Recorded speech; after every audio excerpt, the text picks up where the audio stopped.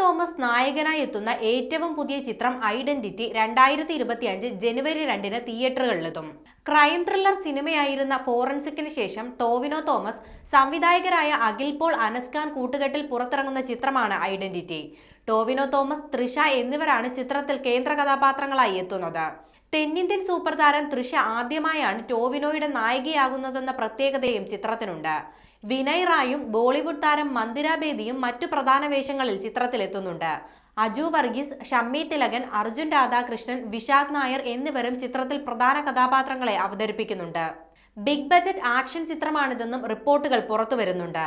Investigation ചിത്രമായ ഐഡന്റിറ്റിയുടെ ട്രെയിലറിന് social മീഡിയയിൽ നിന്ന് അത്യുഗ്രൻ പ്രതികരണങ്ങളാണ് ലഭിച്ചത്. ഒരു കൊലപാതകത്തിന്റെ രഹസ്യം പുറത്തു കൊണ്ടുവരാൻ ശ്രമിക്കുന്ന ഒരു സ്കെച്ച് ആർട്ടിസ്റ്റിന്റെയും പോലീസിന്റെയും കഥയാണ് ചിത്രം പറയുന്നത്. വമ്പൻ ആക്ഷൻ രംഗങ്ങളും ചിത്രത്തിന്റെ മറ്റൊരു ആകർഷണമാണ്.